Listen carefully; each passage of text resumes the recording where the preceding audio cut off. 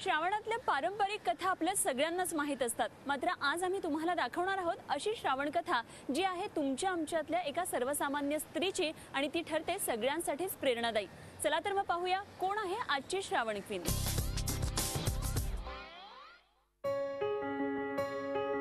Doctor आशा मिरगे, राज्य महिला आयोगाच्या सदस्या। संपूर्ण महाराष्ट्र आशाताईंना ओळखतो ते स्त्री चळवळीतील त्यांच्या कार्यासाठी आणि सडेतोड बोलण्यासाठी। डॉक्टर आशा मिरगे या व्यवसायानं स्त्रीरोग तज्ञ। आज महाराष्ट्राच्या स्त्री चळवळीत आशाताईंचं मानाचं स्थान आहे। मात्र एखाद्या सर्वसामान्य सासूरवाशीण स्त्रीच्या आयुष्यात आलेला संघर्ष अगदी आशाताईंच्याही वाट्याला आला, अगदी गरिबीपासून ते जीव घेण्या सासूरवासापर्यंत। पण या सर्वांना तोंड देत आशाताईंनी धीरोदत्तपणे आज समाजात स्वतःचा आदराचं स्थान निर्माण केलंय।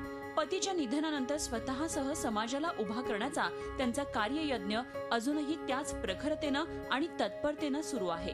अकोल्यातल्या प्रत्येक स्त्रीसाठी स्वतः हक्काचा आणि समर्थ खांदा बनलेल्या डॉक्टर आशा मिरगे यांच्या आयुष्यातील संघर्षाची ही कहाणी।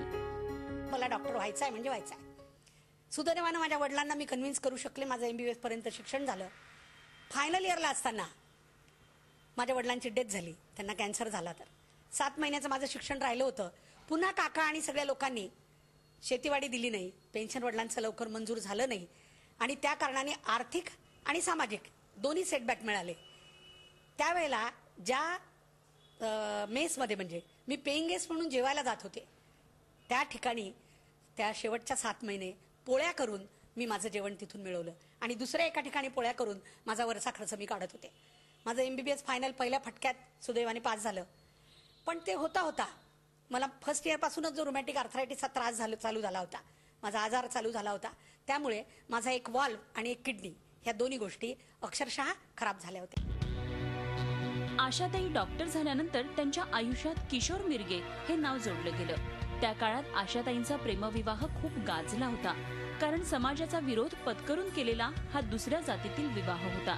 मात्र 2004 मध्ये कॅन्सर सारख्या दुर्धर आजारानं पती किशोर मिरगे यांचा मृत्यू झाला आणि आशाताई पूर्णपणे कोलमडून गेल्या।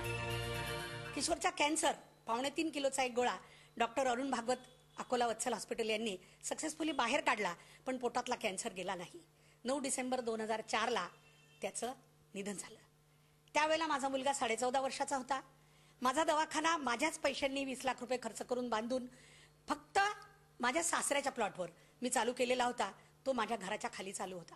त्याची डेथ झाली त्या दिवशी 6 पेशंट ऍडमिट होते ज्यांना आम्हाला सुट्टी दिली। परंतु दुर्दैवानं या माझ्या सासू सासऱ्यांनी ज्यांनी मला ऍक्सेप्टच केलेलं नाही आहे, त्यांनी 14व्या दिवशी माझा दवाखाना बंद केला।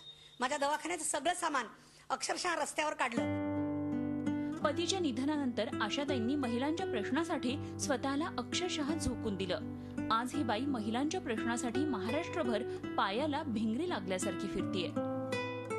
महिला बचत गट जर टाकले तर महिलांना आर्थिक स्वावलंबन मिळेल म्हणून जवळपास 5000 महिला बचत गट मी माझ्या संस्थेशी संलग्न केले। हो, माझी एक जिजाऊ महिला व बालविकास संस्था नावाची संस्था आहे।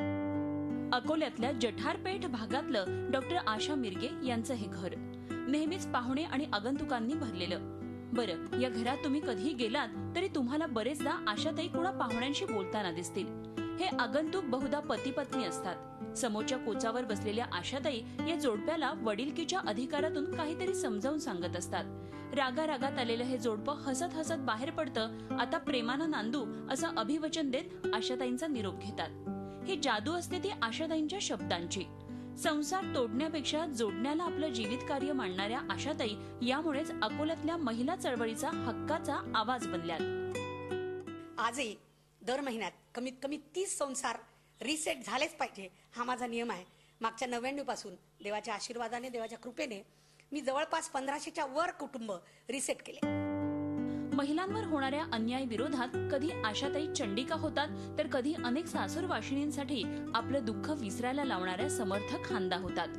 आशाताईंनी आतापर्यंत 15,000 महिलांची डिलिव्हरी आणि 200च्या वर शिबिरं घेतलीत। पण स्वतःच्या प्रकृतीची काळजी न करता त्यांचा सेवा यज्ञ आजही अव्याहतपणे सुरू आहे। माझी 5वी पिढी आहे मधुमेहाची। मला दिवसातून 4 इंजेक्शन्स घ्यावे लागतात आणि 19 ड्रग, कारण हार्टसाठी, किडनीसाठी, लंग्ससाठी, मधुमेहासाठी, ब्लड प्रेशरसाठी रक्त पातळ राहण्यासाठी, या सगळ्यांसाठी मला वेगवेगळ्या ड्रग्सची गरज पडते.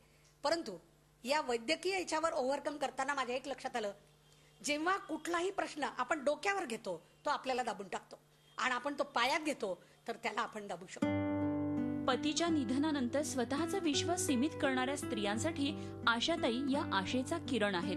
सध्या राज्य महिला आयोगाच्या माध्यमातून राज्यातील महिलांना न्याय देत त्यांना समाजाच्या मुख्य प्रवाहात आणण्यासाठी आशाताईंचा संघर्ष न डगमगता सुरू आहे. जयेश जगडसह bureau report Zee media, Akola. आणि आता स्मार्ट वुमनच्या फूड स्पेशल एपिसोडमध्ये वेळ झाली आहे इथेच थांबण्याची. मात्र आमचा आजचा एपिसोड कसा होता हे कळवायला आम्हाला विसरू नका. आणि त्यासाठी आमचा ईमेल ॲड्रेस आहे smartwoman24tas@gmail.com. तसंच स्मार्ट वुमनचे व्हिडिओज तुम्ही आमच्या वेबसाईटवरही पाहू शकता. आमची वेबसाईट आहे www.24tas.com. तसंच स्मार्ट वुमनचे व्हिडिओज तुम्ही यूट्यूबवरही सर्च करू शकता.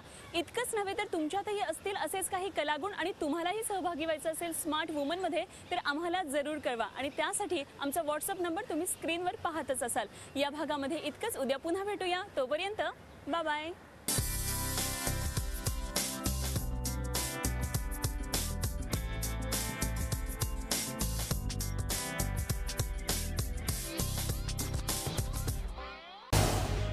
झी 24 तास रहा एक पाऊल पुढे.